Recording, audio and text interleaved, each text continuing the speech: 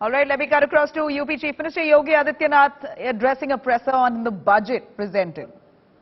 दही पाटन मंडल में मां पाटेश्वरी के नाम पर और मुरादाबाद, ये 3 कमिश्नरी हमारी थी जहां पे कोई भी राज्य विश्वविद्यालय राज्य सरकार के स्तर पर नहीं था, वहां पर ये व्यवस्था की जा रही है। और कुशीनगर में एक कृषि विश्वविद्यालय इसके साथ प्रस्तावित किया गया है।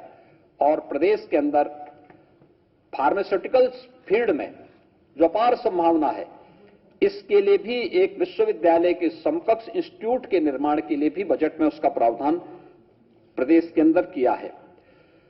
उत्तर प्रदेश में हम लोगों ने औद्योगिक निवेश और एमएसएमई सेक्टर के लिए पिछले 6 वर्ष के अंदर इंफ्रास्ट्रक्चर के लिए काफी ध्यान दिया। प्रदेश के अन्नदाता किसानों के लिए भी काफी प्रावधान किए।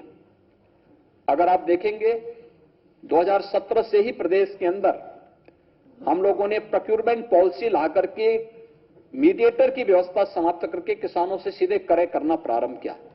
धान का, गेहूं का, दलहन का, तिलहन का, मकई का, ये सभी चीजें हम किए और डीबीटी के माध्यम से किसानों के खाते में पैसे दिए।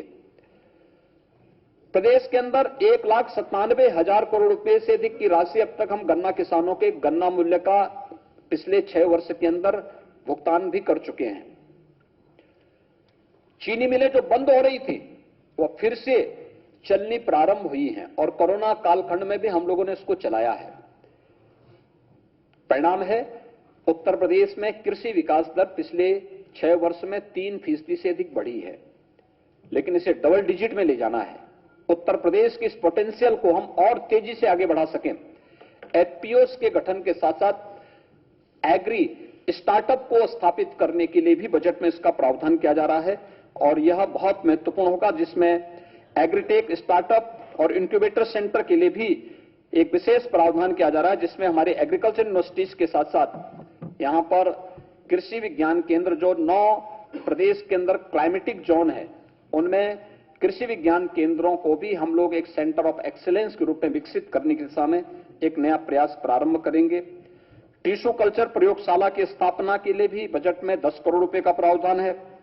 Centre of excellence for Honey योजना सहारनपुर में स्थापित करने के लिए 10 करोड़ की व्यवस्था है। और प्रदेश के अंदर जो हमारे निराश्रित गोवंश है, ये 3 प्रकार की योजना राज्य सरकार इसमें पहले से संचालित कर रही है। एक निराश्रित गोवंश जो शासन के द्वारा संचालित निराश्रित गो आश्रय स्थलों पर के माध्यम से संचालित हैं, 10 लाख से अधिक गोवंश उसमें है। दूसरी है मुख्यमंत्री सहभागिता योजना, जिसमें प्रदेश के अंदर उन सभी किसानों को जो किसान अपने यहां गोवंश को लेकर के उनकी देखभाल कर सकता है, उन्हें 4 गोवंश तक हम अनुमन्य करते हैं और हर गोवंश का 900 रुपए हर महीने उसे उपलब्ध कराते हैं। तीसरी है कुपोषित यानी सुपोषण योजना के अंतर्गत उन कुपोषित परिवारों को जहां कोई मां या कोई बच्चा कुपोषित है, उन्हें निराश्रित गो आश्रय स्थल से एक ब्याही हुई गाय उन्हें उपलब्ध करवाते हैं और 900 रुपए हर महीने उपलब्ध करा रहे हैं। 15,000 से अधिक परिवारों को अब तक ये सुविधा उपलब्ध कराई जा चुकी है। तो ये 3 प्रकार की योजनाएं हैं। निराश्रित गोवंश के अनुरक्षण के लिए 750 करोड़ रुपए का भी व्यवस्था इसमें की गई है। और साथ साथ हम लोगों ने प्रदेश के अंदर ये जो निराश्रित गोवंश है उनके लिए नए गौ आश्रय स्थल बनाने के लिए भी 120 करोड़ रुपए की अतिरिक्त व्यवस्था इस बजट में ये व्यवस्था भी की गई है। डेयरी सेक्टर में प्रदेश के अंदर अपार संभावना है। उत्तर प्रदेश देश के अंदर सर्वाधिक दुग्ध उत्पादन करने वाला राज्य है।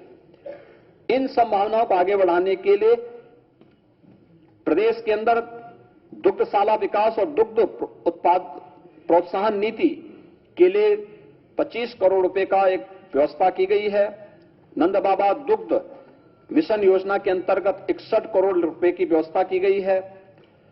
मुख्यमंत्री मत्स्य संपदा योजना के लिए 10 करोड़ और निषाद राज बोर्ड सब्सिडी योजना के लिए 5 करोड़ रुपए की बजट का भी व्यवस्था इसमें प्रदेश के अंदर की गई है। कृषकों को कम ब्याज पर फसली ऋण उपलब्ध कराने के लिए 500 करोड़ रुपए की व्यवस्था की गई है और प्रदेश के अंदर कृषक दुर्घटना बीमा के दायरे को बढ़ाते हुए उसमें अब तक केवल किसान जिसके नाम पे खेती होती थी वह केवल किसान ही उसके दायरे में आता था।